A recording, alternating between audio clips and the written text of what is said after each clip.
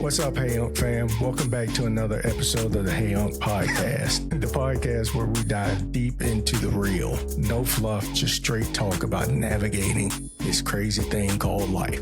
I'm your host, Uncle Shannon, and I'm joined by my man, Uncle Mark Atwater, and our special guest host, Uncle Perry Cabean, founder of Grand Street Capital Management in Winston-Salem, North Carolina. So today, we're tackling the topic that's really close to all of our hearts, and that's building a solid foundation for your future. We're calling this one Stand on Business, because whether you're climbing the corporate ladder or building your own empire, you have to have a strong base to stand on. So in this jam-packed episode, we're going to cover it all, from launching and managing your career. We'll talk through the twists and turns that we faced in our careers and some of those lessons that we've learned along the way, taking that entrepreneurial leap. If you're thinking about ditching your 9-to-5 and being your own boss, we had a perfect person to sit here and talk about what it takes to really be that entrepreneur and the risks and the rewards and the mindset you need to succeed as you move forward, building your own empire. Then a topic that's near and dear to everyone's heart, money. Money makes the world go round, and money talks. So no matter where you are in life, if you're just starting out, you're building a family, you're heading into retirement, you managing your finances are critical to be able to get to where you're trying to go. So we'll discuss those smart money moves for every stage of life and inject some reality into that conversation, because there are a lot of misconceptions when it comes to money. And then lastly, we'll dive into those golden nuggets of wisdom. And finally, we'll share the best financial advice that we've all received as we've gone through life, and those game-changing tips that can make a real difference in your financial journey and set you up for success. So grab your favorite beverage, settle in, and get your mind right and your finances tight. It's time to stand on business. Gentlemen, welcome. Welcome. Hey, just one thing to bring up before we get going. I know y'all wondering, where's Uncle Stu? Well, Uncle Stu, he's somewhere. He's probably sad. We played a little golf yesterday. Kicked his butt pretty good. He hide. He's somewhere. Yeah, he's sobbing. He hide. Yeah. That's a shame. Kicked his butt. I thought my man was stronger than that. Absolutely not. He is not. He wasn't ready. He wasn't ready. He wasn't ready. So, should he decide to show up, I just wanted to share what's really going on. That's my story. I'm sticking to it. Yeah. All right. So Perry, welcome, man. Well, I'm glad to be here. And first, let me just congratulate you, brothers.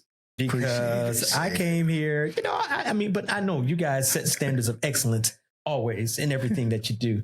But I'm sitting here and I'm like, man, I'm so impressed. So thank you for having me, man. Thank you, sir. Yeah. And I didn't mention in my intro, we mentioned that you're the founder of Grand Street Capital Management, but you are also a founding member of Two Brothers Hustling. Oh, yes. The Tri-City Track Club story. Yes. The Tri-City Relays Track Club. We go from 60 kids to 160 in 2 years, implementing marketing strategies from master's MBA programs. And we just implemented and put everything together, and it worked better than we thought it would. Yes, it did. I'm still tired. I know. Same here, man. I'm still tired. And he found a way to implement Charlotte somehow in his plan. And that's how we all linked up. Yep. So, when he moved down to Charlotte, we said, let's figure this out. Yeah. We're like, we can actually make this into something even bigger. So that's what it was. It worked well. We had a lot of fun. Yeah, a lot of fun. Can't be afraid to grow. And that's right. A lot about what we're doing. You can't limit yourselves. And we didn't know how big it was going to get, but it got really big, really fast. But think about all the kids that we got to college. Mm-hmm. Right. Through scholarships. I was about to say that. Over 100 kids. Yeah.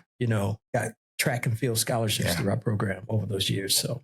Yeah, definitely something to hang our hat on and be proud of the work we put in. And we talked about this in one of the previous episodes. It's not like we really knew what we were doing.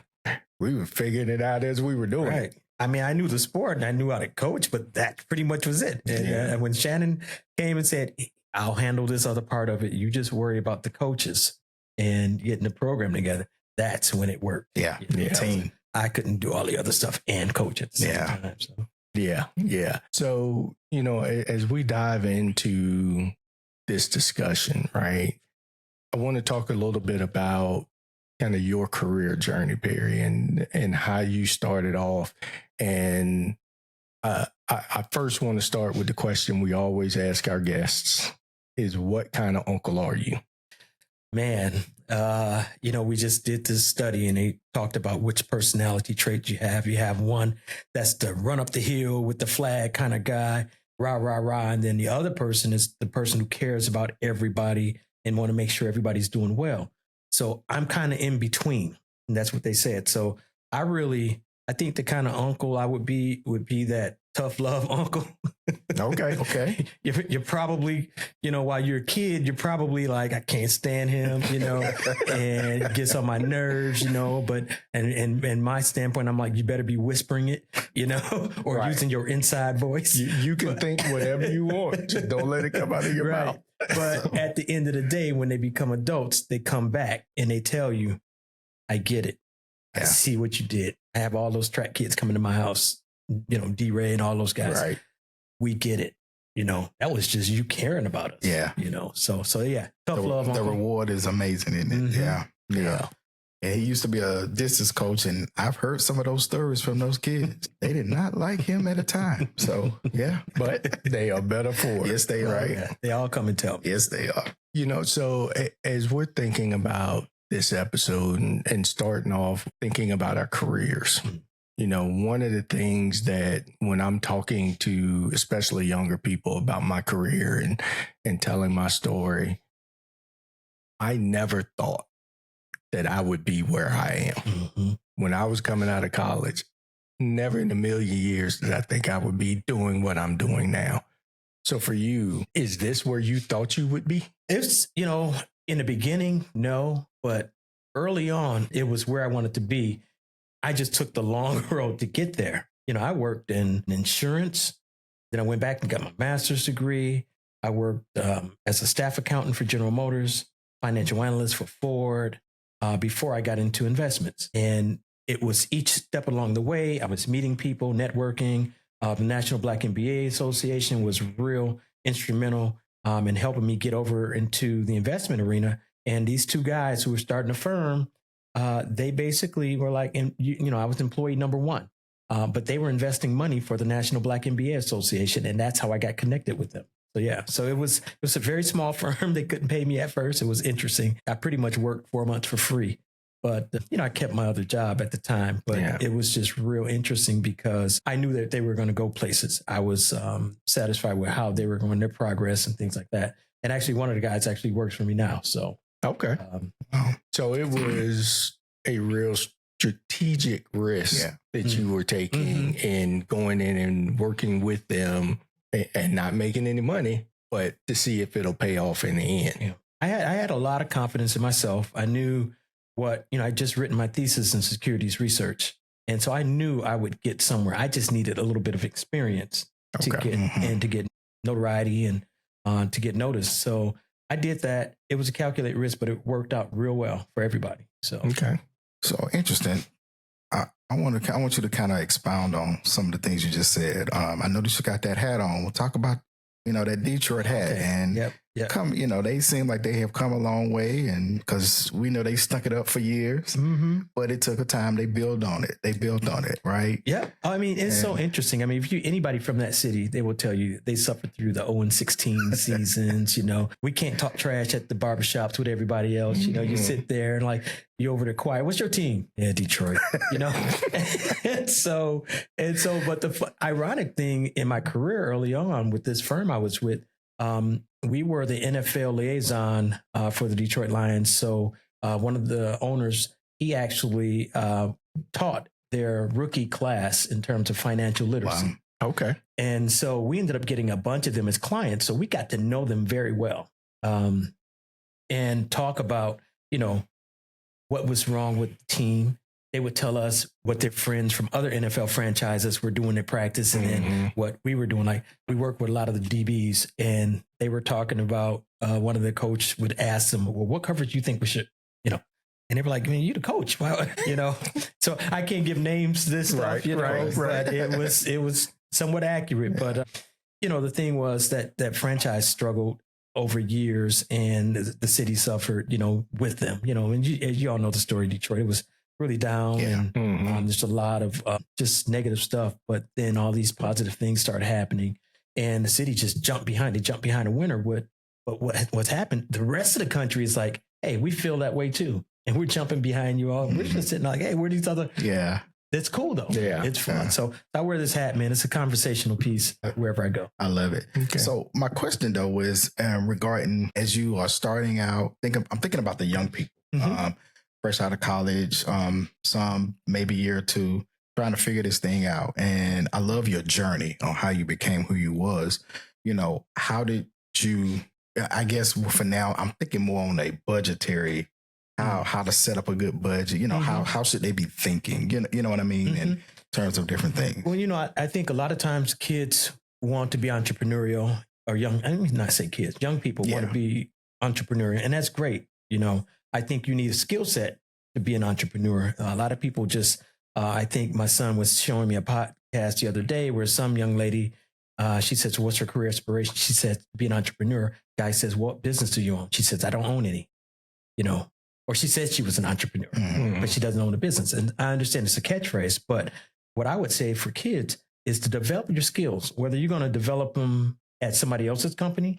Just because I go to work for General Motors and I start learning, how to manipulate balance sheets and how to, navigate balance sheets doesn't mean that I'm going to stay there forever. That's right. I go into these things with a plan and what I want to get out of the situation. And once I get what I need out of it, then I have to decide whether I'm going to stay or not. And so I just kept moving until I got into a place where I can be in control of investing. So I tell any young person coming out, just know what you're getting yourself into.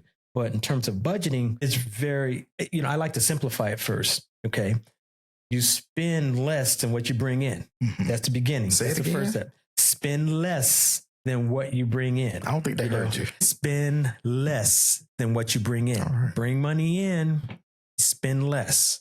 And then you decide what you do with that other part. That is a very hard thing to do, especially for young people today, because they are just bombarded with all these images. I need a Lamborghini. I need to do this. I got to go and I need to go to the Turks and Caicos. What am I doing? And what do they call it when they go to the clubs and they get the VIP? I forgot what it's called. Bottle service. Yeah, get the bottle girls coming around and all this stuff. Everybody wants to look the part, but nobody wants to do the work. Someone told me a long time ago, you have to be like a duck. Underwater, the duck is working so hard. They're chasing everything. But when they get to the top, they're floating and chilling. See, we all see the duck. We see the finished process, but we don't want the journey. Say that. And that's what we see the final process, but we don't want the journey. The journey is ugly. It's hard. It's difficult. It is not fun.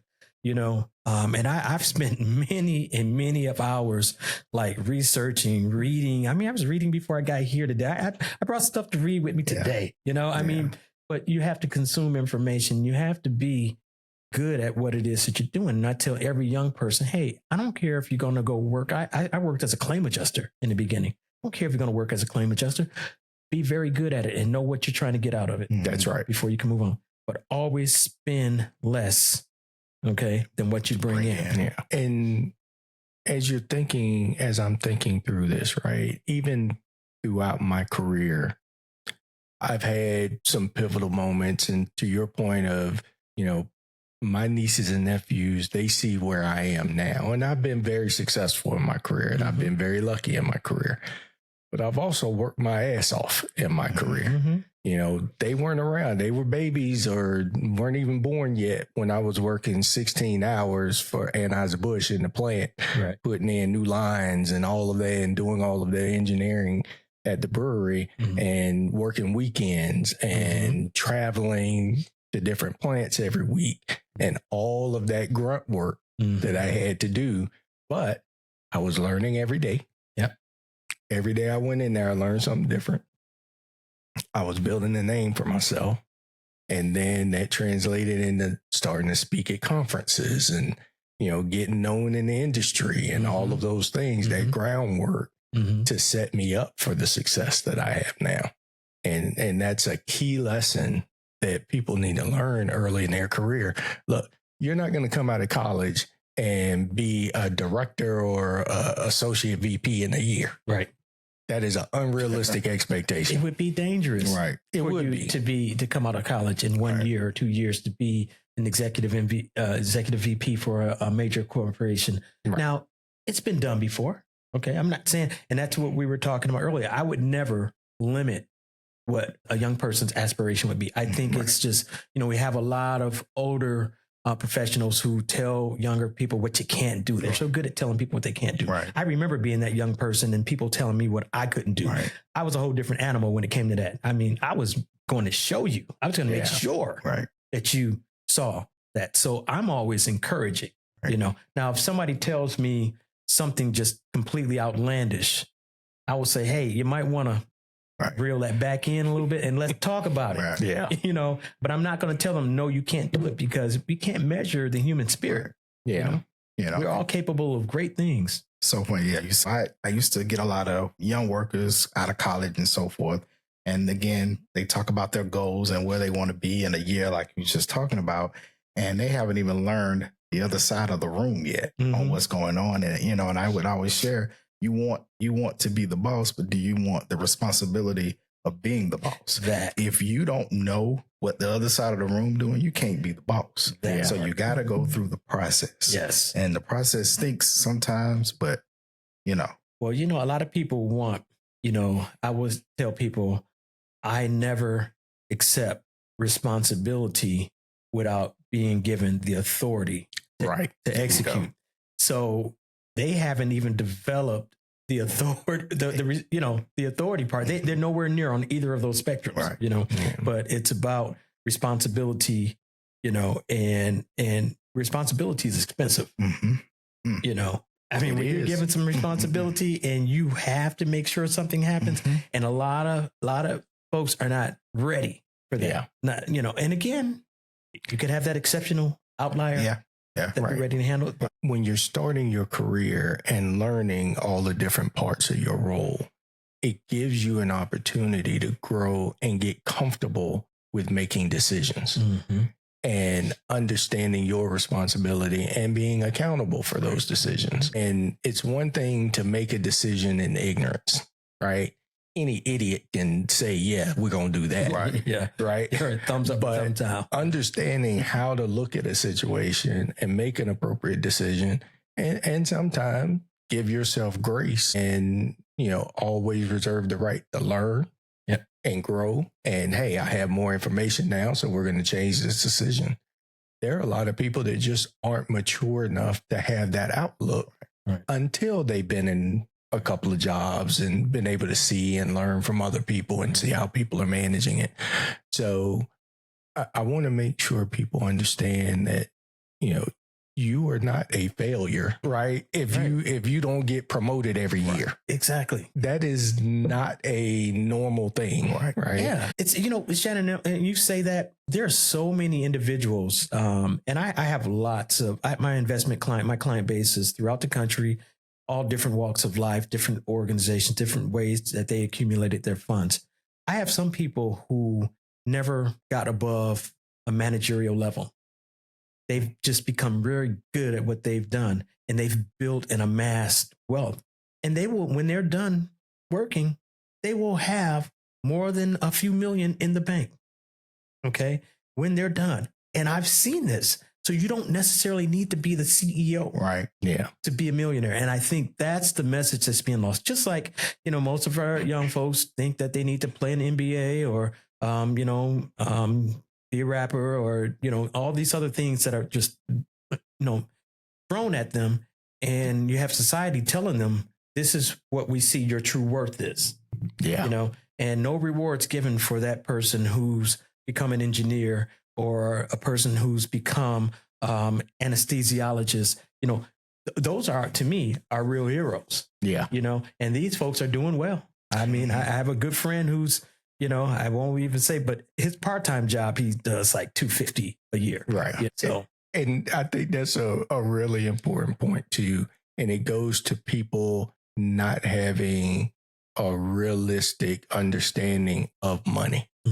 because they think, okay, if you make the NBA and you just sit on the bench and make the league minimum, you're still making 250, 300, whatever it is. Okay. And that's great money. It is life-changing money. Right. You can make that. Yeah. Right. Well, here's outside of sports. Here's the interesting thing about that, though, Shannon. If you are making minimum in the NFL, it probably means that you don't have job security to have a long-term career. Now, when I was working with the Lions, or with many of the Detroit Lions, we had one situation where, my wife and I, we were just starting out. My wife is an attorney, but we weren't like making money like we make now. We were just starting out. And so one year we saved more than one of the Lions. And I explained that to him when we went through his financial plan. And, we used to say the be like Mike. They had the be like Mike problem or whatever you wanted to call it, but syndrome. It's syndrome. They would see, say what Barry Sanders was doing, and Barry Sanders lived in a nice house and everything. And then they would want to live like Barry. You're not Barry, but you're on a practice squad. Right. And as a matter of fact, we got 2 All-Pros at your position. Yeah. It's not likely that you're going to, now I'm not saying that you can't. Right? Yeah. You might go to another system, another team and just explode. Right. But I'm saying we have to start taking care of our finances and be realistic, for where you are today. Plan for where you are today. If something else happens, cool, then that's gravy.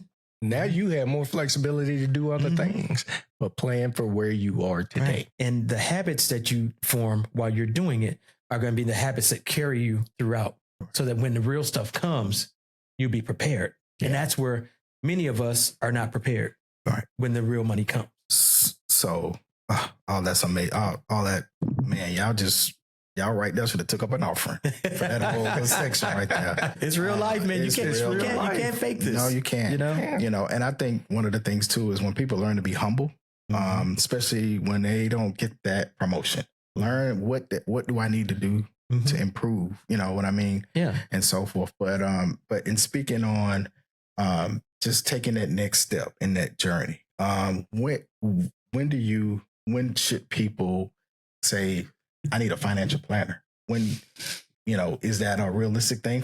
People say, I don't have that kind of money, and maybe it don't take all that. I'm just saying, these are things that people tend to shun away from. Yeah, I think most people are exposed to it early on anyway, whether you really want to hire an actual planner or you start taking advice from different people.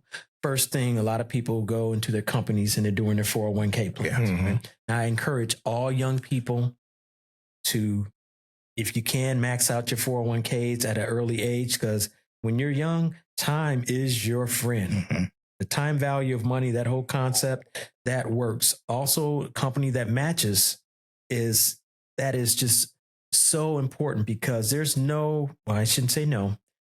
Investment advisors or investment managers, it's difficult for them to compete with. So if I were to manage money for one person and another person has their 401k in a company and that company is matching, that's like a 50% return, depending on what the match is.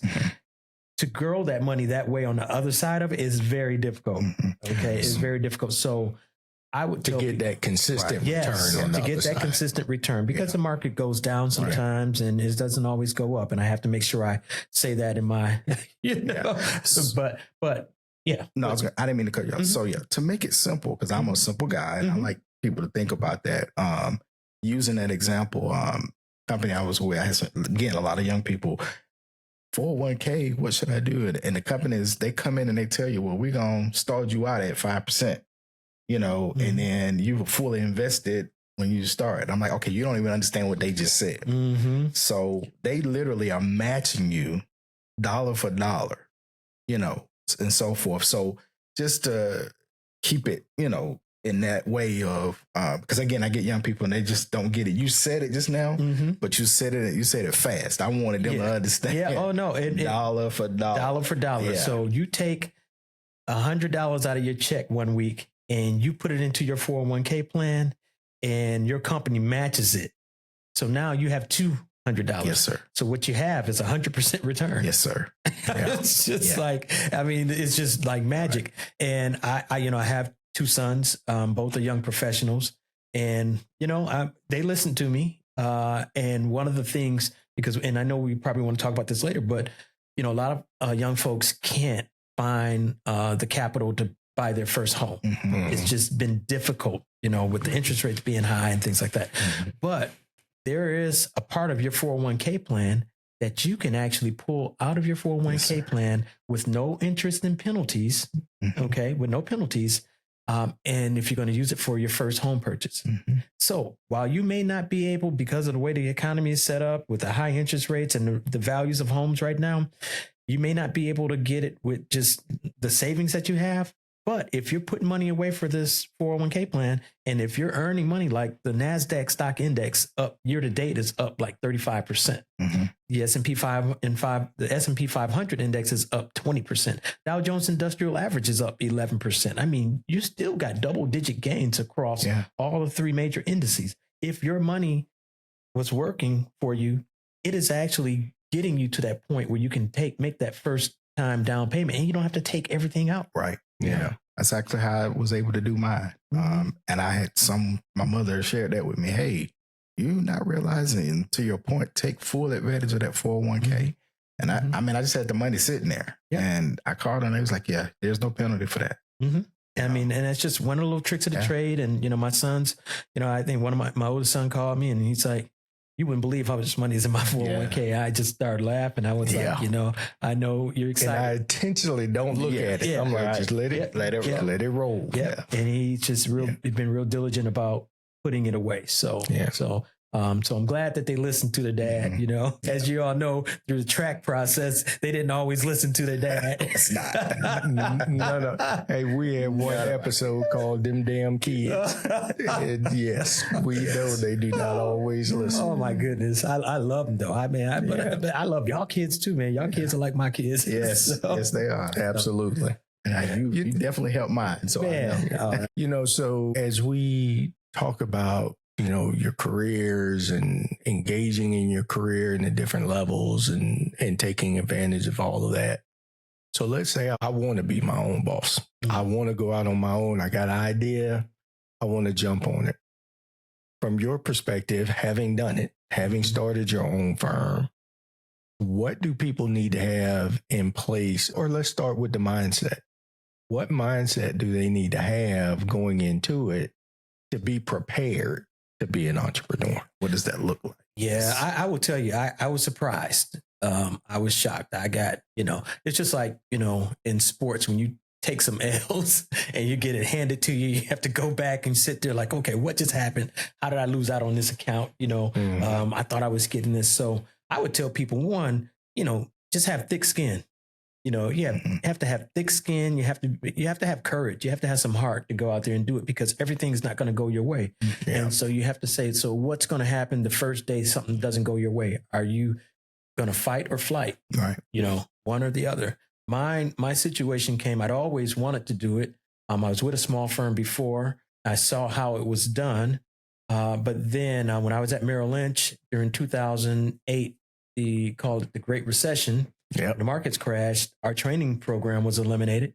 And it was the first time in my life, technically I've been fired. My manager said, no, you weren't fired. This is downsizing. I was like, I said, if I came to work tomorrow, you're not going to call security, And so that was on a Tuesday, man. I think it was February 9th or something like that, 2009. By Friday, I had my paperwork into the state to start my firm. So I was already working on that stuff. So I tell anybody, start planning. Don't just quit your job and then start doing it. Set yourself up. Know where that first check is going to come from. Know where the first revenue is going to come from. You have to know that. And the more you're able to plan, the better it'll be. Write down your business plans and stick with it, even though, you're going to have hiccups, but I would say have some heart, have some courage and some thick skin, and just be ready for some long work weekend. So, you know what, that was the one thing when we were starting the studio, I knew we were going to have to put in a lot of work, but even knowing that, it was still more than I thought it was going to be. Way more. right? This is just Thinking the part you about- see. This was 8-9 months in the making to see this on the screen, right? And understanding having to do all the little things, back to the things no one sees, right? Setting up your marketing accounts, looking at the analytics coming back. Is this ad working? Is that ad working? No. Okay, why not? What do we need to change about our approach? Right. All those million little decisions that you have to make. People just see, oh, I'm the boss. Right. Right. I'm going to open up. Everybody's going to come. I'm going to make a truckload of money. And then me and the wife going to be on the beach somewhere. Right. You build it, they will come. Oh, I thought that. I said, man, I got great products. I got great strategies. I'm an investment I know what I'm doing. And I know what I've done this on so many levels. I mean, I think when I was managing for Wachovia, I was working for Wachovia. I had 271 million under management myself. Yeah. By myself. Big money. Nowhere near that. Yeah. Right.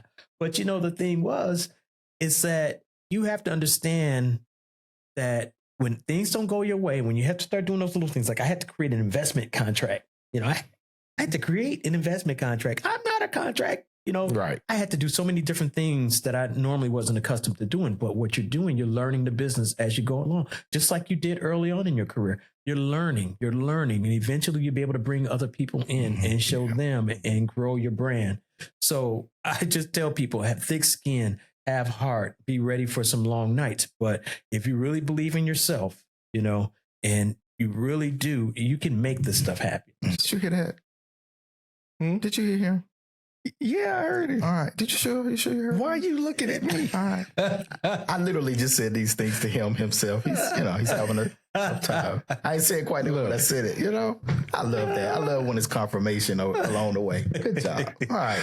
That was a little side note there. All right. Okay. I hear some other things in between. It's all good. Yeah. But, and I think one of the things is I look at starting your own business, and it can be exciting, but when it's all on you, it's all on you. Right. That check isn't just gonna come. Right. So from a financial standpoint, what would you advise people to prepare before they step out there? I'm gonna tell you, and that's a great question, Shannon. And I'll tell you, I've been in business now going on my 16th year. In the beginning, it was very difficult. I don't think I received any income in for the first 6 months later, after setting everything up. You really have to manage a business from more than one perspective. I used to think that it was getting revenues in. It's how you made a business survive. But I've been able to survive by managing costs. Okay. And so that was a flip, but I learned that at General Motors when I was working as a staff accountant. You have to worry and look at where the costs are as well. And matter of fact, for a beginning business, an early startup business, managing costs can be easier. You have more control over them than managing your revenues or getting new revenues. So I had to approach it from that standpoint. And this was at a time, 2009 is when Bernie Madoff had done all of this stuff. So he put a black eye in the industry. So imagine, young man coming into your office and saying that, hey, I used to run 271 million at Wachovia. Just give me 5 million, just that's nothing to you. Right. And you tried to Madoff? Yeah. And to see that, they were just like, not not only, after the Bernie Madoff, but we got other things working against us, Right. And so you go into this room. I don't care what your credentials are. I have all my stuff. I have everything lined up. I look on paper. I can't look like anybody else. But when I go into that room, I don't look like everybody else. So that's another thing that we had to be prepared for. So managing your costs and understanding that, you just have to be diligent about your process. Yeah. And I can give a specific example around managing costs so my wife and I own our legacy studios where this podcast is produced. When we were looking at spaces for the studio, we had an opportunity in one location that would have been perfect right? It was huge. It was like 11,000 square feet. We would have been able to have multiple studios. The people wanted us there, and they were even going to pay for the majority of the build out. So it would have been great, and it would have been good for our business. But you know what? The rent in that location would have been 4 times what we're paying here. Wow. Right? So the fact that that location was great for our business, it wasn't great for our business today. Right. Maybe at another time. Once we get the revenue and we build the relationships and, we can grow to that. But had we done that from day one and signed that lease, we'd have had to close the doors 6 months in. Yeah. And that's the thing, because those bills keep coming. My lease, I am in a very humble spot in Winston-Salem. Now I have revenue now that I could actually move into something swankier. Wachovia or Wells Fargo actually just left downtown Winston-Salem. And so that tower is so underutilized. I think Winston-Salem downtown has about 33% vacancy in their business. Wow, really? Goes from 20% to 31%. It was in a Triad Weekly. You can look those numbers up. And so office space would be real cheap, but now I'm at a point, I don't know if I need office space. I mean, I'm zooming. There used to be a time when I got an investment account, like I would get one up in Detroit. I'd have to fly up there. I have to present. I have to do all this other stuff, come back, and those were expenses that we normally do. Right. Now I can zoom in to a quarterly investment report, and do this stuff where I used to have to fly in for this stuff. Right. So things are changing. And so you just have to adapt to the change and be very mindful of the expenses. Yeah. So, and as we kind of transition, Tuesday's the big day, one way or the other. What advice would you have, for people who have business or who is just nervous about what is it going to look like? This is going to be an interesting election. They said that right now it's the closest election in the last, 40 years. Right now, in terms of who may win. How? I don't either. But anyway, that's a whole other time today. And so, and it's so funny because I know where I'm at politically and everything. But then I try to think about money. And that's the cool thing about my job. I get to hop out of character and just start looking at dollars, commas, decimals. Yeah. Okay. And I start thinking about the green part. Okay. And what does this mean? Each candidate has said things that they're going to do that's going to change things. But one thing I will tell you is that the stock market is going to keep moving. Over all the previous presidencies, the stock market has gone up except with George Bush, the younger George Bush. Yeah, the younger one. But everybody has gone up. The GDP has grown, except for his case. So the stock market is not what people really should be concerned about. That's not the part that's going to be impacted, because I know there's some people coming out saying the Republicans win, the stock market's going to do this. If you go back historically, look, and I can read this stuff off to you, but I won't read this stuff. It's very interesting stuff. I'll send it to both of you. But you have to look at what's going to happen fiscally. That's where the differences is going to be. Kamala's saying that she wants to raise the corporate tax rate to 28%. Okay. It's at 21% right now. Yeah. Trump is saying he wants to lower the corporate tax rate to 15%. But again, it's at 21% right now. So that's, because they're trying to deal with this deficit, and this deficit primarily being caused by Medicare and Social Security. So that's going to be there, right. So the only way to deal with it is through taxation. And so that's where the differences is with each candidate. For the average person on Main Street, that's not what you should worry about. If you're owning a business, you're thinking about it, your tax rates and things like that. But even with taxes, like I have my aunt, and shout out to my Aunt Mamie. She's one of the smartest people in the world. But my aunt would tell people, you're going to have to pay taxes, and taxes do good things. They do good things. Absolutely. Matter of fact, they provide you with a military. That's so right. We're not speaking German or Russian right now. Right. So there's some need for taxation for the betterment of society. So you don't want to eliminate taxes. Absolutely not. Like I said, people will be swimming. Coming in here in submarines, taking over cities and stuff. Right, right. Let alone all the roads and infrastructure that make business possible. Right. That's paid for by taxes. Right. It's a necessary, whether you call it an evil, it's a necessary evil if we want to live in a society. Exactly. Yeah. Exactly. Because the first time your car get tore up, because you hit some big hole in the road, then you're going to be pissed off and you're going to be standing at the city hall saying, hey, when you going to fix these roads? Right. And they're like, well, give us some more money and we'll fix the road. Or calling somebody to come get you, Yeah, yeah. It's like, all kind of things that come into place. All of those So I things. think the election is very close, but I really think that each candidate is going to do something different from a fiscal standpoint. The monetary part, with the interest rate and things like that, that's done by the Federal Reserve. Right. So that's going to be the Fed. Supposedly is not influenced by the political process or whatever, just like the Supreme Court is not. But the thing is, you just have to be mindful. If you just want to keep your head on a swivel and watch. So it's going to be very interesting, though. Tuesday is going to be very interesting. I voted this morning, and I just thought it was just kind of interesting. I tried to early vote yesterday on Sprague Street, downtown Winston. Now, Sprague Street is supposed to be an area that they don't have a lot of voters. There was a long line, and I had to get to another function over here in Cornelius, so I had to leave. But I looked in there; they had fewer machines, fewer places for people to vote. Okay, hence the line. And so this morning I go to Louisville.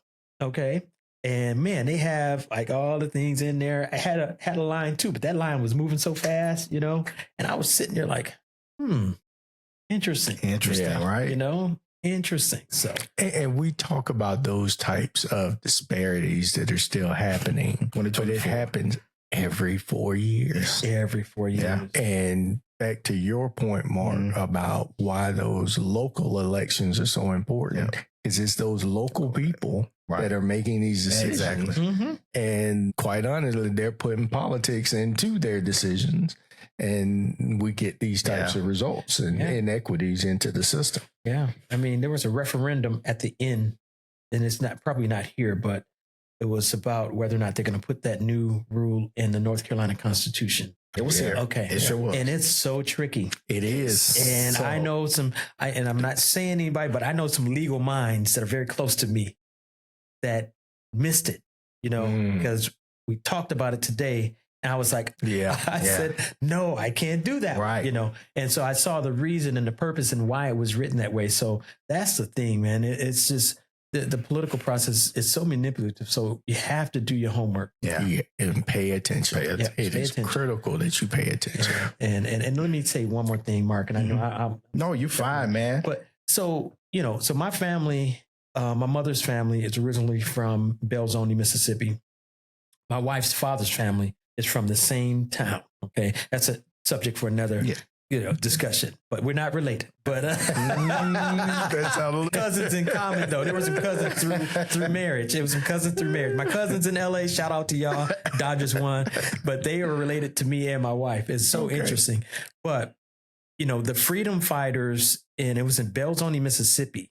And I put a post on Facebook today. You could see it. And it talks about how these folks were killed and they were prevented from going to the polls and how they were preventing them from going to the polls. So I take it upon myself to say, I'm going to always vote. I don't really get into somebody's got this candidate. I'm not doing that with you. I know what I think and I know what I'm going to do. Right. I don't need you to try to influence me because now you're sounding like you think you're smarter than me. And I'm like, we're not going there.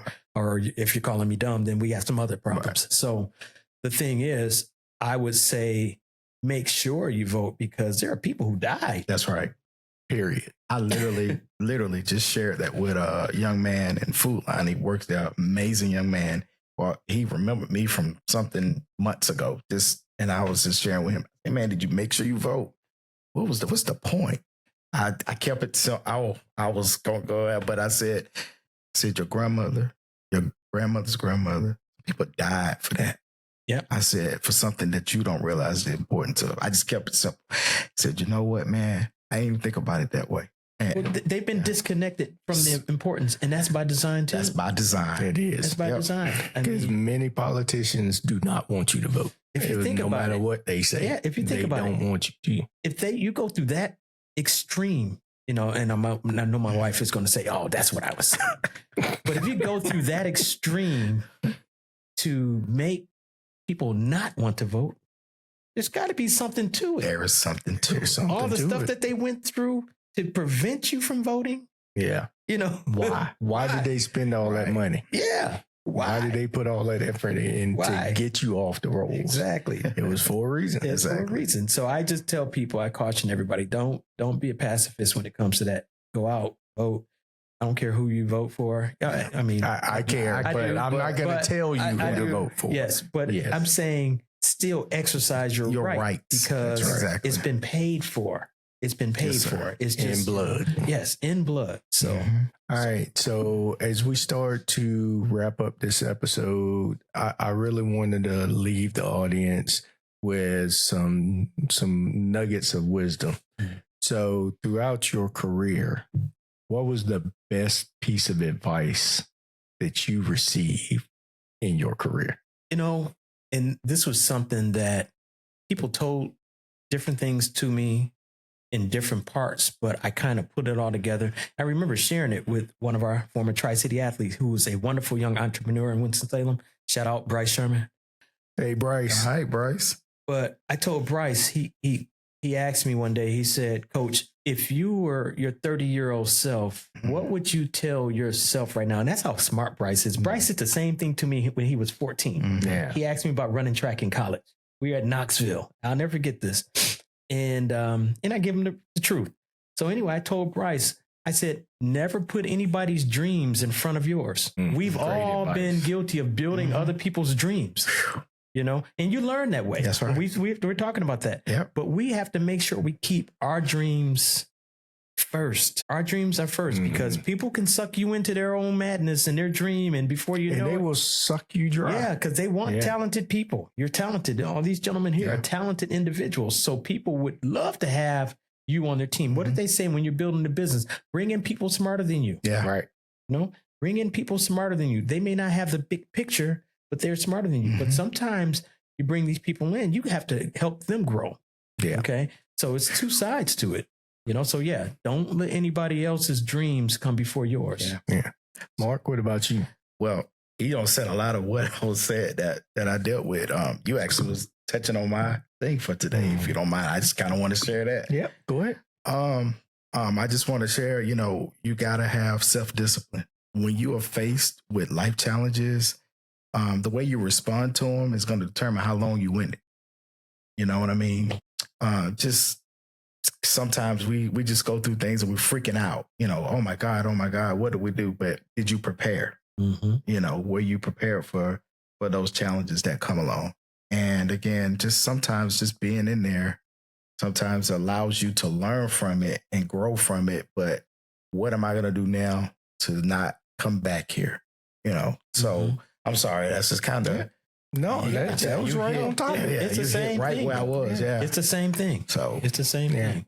And I know for me, I received this advice from my grandfather. Shout out to Hoss, who taught me more about life than I will ever know. But his advice to me was always listen to what a man is not saying. And I tell you what, when I'm sitting in these conference rooms and these big meetings and talking to executives and leaders and all of that, and when they're spouting all that corporate jargon and listen to what they're not saying, because that's going to be the pressure point. That's going to be your opportunity to step into the conversation and make a difference. Right. And I cannot tell you how many times in my career I've been able to make a great move because someone was trying to hide something or they had an agenda and they didn't want to talk about this thing because it didn't support their agenda. Right. But when you push that pressure point on that thing, it opens up doors. Right. Because now you're a thinker. Right. Now you see things. Organization leader. Exactly. Now you're a leader. So I would say always, and that I don't care who you're dealing with in what situation, always listen to what they're not saying. That's a great point. That is an awesome point. You just did something for me. Yeah, right I know. there. I'm sitting here like, man, you do a better job, man. I met your grandfather maybe once, just once, and I can't even remember exactly where. I just know I was in awe of him. Yeah. He was one of those dudes, man. True legend. Never met a stranger in his life. Yeah. I appreciate the conversation today. I think this one was packed full of nuggets that people can walk away with, and we'll continue the conversation online. So please engage with the podcast. We're on Instagram. We're on YouTube and Facebook. So send us messages, your thoughts. If you have any questions for Perry, we'll make sure we get those questions to him and get you a response. But we appreciate you engaging with us. Mark, Perry, again, thank you for being here, brother. We really appreciate it. Yeah, and we appreciate you too, Stuart. Go ahead. Stuart. Oh, Shannon, I don't think I did this, man. Can I shout this out? Oh, absolutely. Shout it out to that camera front. Geek Pride. Oh, got the big Aggie ring, man. Yeah. So that's from a coach's perspective. Got to give him his props. Oh, there. man. Gotta love those Aggies. And part of that too, Perry, as we go forth, there's going to be an opportunity for you to come back too, because I need you guys to know this man right here, he is a daggone connoisseur of a great cigar / some bourbon. Yes. This man is he's a legend. We should do a bourbon episode. Yeah. Man. We can definitely do a bourbon episode. And we're just going to let you have your way.